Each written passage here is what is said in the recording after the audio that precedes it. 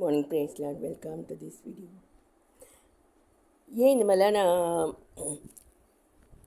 Work பண்ணிட்டுருக்கேன் அப்படின்னா எப்பவுமே கத்தர் என்ன சொல்கிறாருன்னா நீ கொஞ்சத்திலே உண்மையாக இருந்தால் அநேகத்தின் மேல் உன்னை அதிகாரியாக வைப்பேன் அப்படின்னு எஜமான் சொல்கிறாரு. அதுபோல் எப்பவுமே எல்லாருக்கும் நம்ம சிஎம்மாக இருக்கோம் அப்படின்னா பிஎம் ஆகணும் அப்படின்ற அது மாதிரி அநேகத்தின் மேல் நம்ம அதிகாரியாக இருக்கணும்னா அதுக்கு என்ன செய்யணும் அப்படிங்கிறத நம்ம யோசிப்போம் இல்லையா. ஒன்று என்னுடைய டைமை அதாவது ஒர்க்கில் ஃபுல்லாக கவனம் செலுத்தணும் அப்படின்னு நான் நினைக்கிறேன். ரெண்டாவது என்னுடைய சிந்தனைகளை காத்துக்கொள்ளணும் அப்படின்னு நினைக்கிறேன். பிலிப்பியரில் பார்த்திங்கன்னா 4ஆம் அதிகாரம் 8ஆம் வசனம், கடைசியாக சகோதரரே, உண்மையுள்ளவைகள் எவைகளோ, ஒழுக்கமுள்ளவைகள் எவைகளோ, நீதியுள்ளவைகள் எவைகளோ, கற்புள்ளவைகள் எவைகளோ, அன்புள்ளவைகள் எவைகளோ, நற்கீர்த்தி உள்ளவைகள் எவைகளோ, புண்ணியம் எதுவோ, புகழ் எதுவோ அவைகளையே சிந்தித்து கொண்டு இருங்கள் அப்படின்னு வசனம் சொல்லுது. நம்முடைய சிந்தனையை காத்து கொண்டால் நம்முடைய வார்த்தைகள் நலமாக இருக்கும். வார்த்தைகளை காத்து கொண்டால் நம்முடைய செயல்கள் ஹேபிட்ஸ் எல்லாமே நலமாக இருக்கும். அப்படி இல்லை அப்படின்னா நம்ம பிற்போக்கு அல்லது தோல்வி நிலைமைகளில் நம்ம போயிடுவோம்.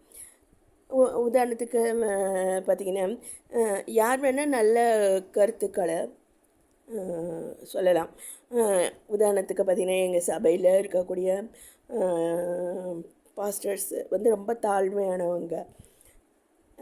நம்ம ஒரு சிறுமி சொல்கிறான் அப்படின்னு கூட இது பண்ணாமல் அதையும் யோசித்து ஒருவேளை நம்மக்கிட்ட தப்பு இருக்கலாம் அப்படின்னு கரெக்ட் பண்ணக்கூடிய அந்தளவுக்கு தாழ்மையானவங்க. அவங்க எவ்வளோ படிச்சிருந்தாலும் அனுபவத்தில் இருந்தாலும் நான் சொன்னால் கூட அவங்க கேட்டுக்கொள்ளக்கூடிய அந்தளவுக்கு அது ஒரு பெரிய உயரிய குணம் இல்லையா. அதுபோல் என்னுடைய மரும பிள்ளை ஒரு கருத்து சொல்லியிருந்தார். அதாவது நமக்குள்ளே 2 உல்ஃப்ஸ் போட்டிகிட்டே இருக்குமா. ஒன்று நம்மளை தகாத இதில் சொல்லி கொடுத்துட்டே இருக்கமா. இன்னொரு உல்ஃப் நல்ல இதை சொல்லுமா. ஸோ நம்ம எந்த உல்ஃபை நம்ம ஃபீட் பண்ணுறோமோ அல்லது எதுக்கு அதிகமான முக்கியத்துவமும் இதுவும் கவனமும் நம்ம கொடுக்குறோமோ அதுதான் ஜெயிக்கும் அப்படின்னு சொல்லிட்டு இது நிறைய படங்களில் கூட சொல்கிறாங்க. அதுபோல் அதுமாதிரி யார் சொன்னாலும் நல்ல கருத்தை நம்ம எடுத்துக்கொள்ள வேண்டியதாக இருக்குது. நிறைய புக்ஸு வாசிப்பேன். அதில் நிறைய I used to be a voracious reader. நிறைய யார்கிட்டையும் அதிகமாக பேச மாட்டேன். அதில் நிறைய காரியங்கள் லைஃப் லெசன்ஸு நான் கற்றுக்கொண்டது. ஒன்று நம்முடைய ஏதோ ஒரு மீட்டிங் அதில் இருக்க சீஃப் கெஸ்ட்டு வெளியே போகும் முன்னாடி நம்ம போயிடக்கூடாது. அது ஒரு லெசன் அதில் நான் கற்றுக்கொண்டது. அதுபோல் என் கல்லூரியிலையும் அதுமாரி நடந்திருக்கு நிறைய தடவை. ஆனால் நான் டைமுக்கு வீட்டில் போயிடணுங்கிறதுக்காக நான் போயிட்டேன். நான் தனியாக இருக்கிறதுனால அதுமாரி ஒரு இது இருக்குது. அதில் பார்த்திங்கன்னா ஆனால் சபையில் சீஃப் கெஸ்ட்டு கர்த்தர் தான். அவர் என்னை உட்கார சொன்னால் உட்காருவேன். அவர் சொல்லக்கூடிய காரியங்களை சொல்லிட்டு தான் நான் வெளியே போயிருக்கேன். அதான் நான் சொன்னேன். என்னுடைய பாஸ்டர்ஸ் நான் சொன்னால் கூட தாழ்மையாக அதை கேட்டுக்கொள்ளக்கூடிய அந்தளவுக்கு இருக்கிறாங்க. அதில் ஒரு பாஸ்டர்கிட்ட நான் அதாவது சர்ச் 9 மணிக்கு ஆரம்பித்து 12:30 அப்படி வரைக்கும் போகும். ஸோ ஒரு நாள் நான் 12:30க்கு அப்புறமும் உட்காந்துட்டே இருந்தேன். அவர் பாஸ்டர் என்கிட்ட கேட்டார், என்னம்மா அப்படின்ட்டு.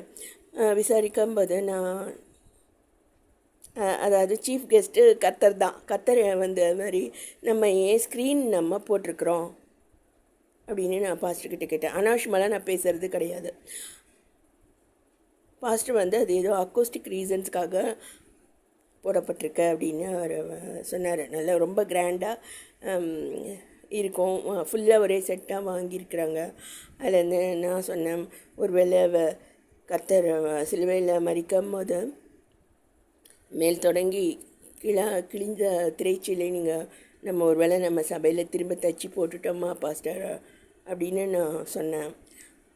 அதையும் அவங்க அதை கேட்டுக்கொண்டு அதை மாறுதல்களை செஞ்சிட்டாங்க.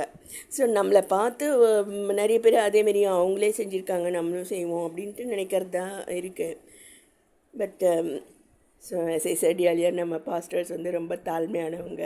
நம்ம சொல்கிறத கூட சிந்தித்து அதை மாறுதல்களை செஞ்சதுனால நிறைய சபைகளில் அதே போல் மாறுதல்கள் வருது. இது ரொம்ப சந்தோஷமான விஷயம். அது ஏன் நான் சொன்னேன்னா, சீஃப் கெஸ்ட்டு வெளியே போகும் முன்னாடி நம்ம போயிடுறோம் கடமைக்கு. நம்ம பாரம்பரியமாக சர்ச்சுக்கு வந்துட்டு ஆண்டவர் சீஃப் கெஸ்ட்டாக இருக்காரா, அவர் எதிர்க்க நம்ம கரெக்டாக தான் பேசுகிறோமா, அவர் போகிறதுக்கு முன்னாடி நம்ம வெளியே போயிடுறோமா, அவர் எதாவது சொல்கிறாரா, எதுவுமே நம்ம கேட்குறது நல்லது.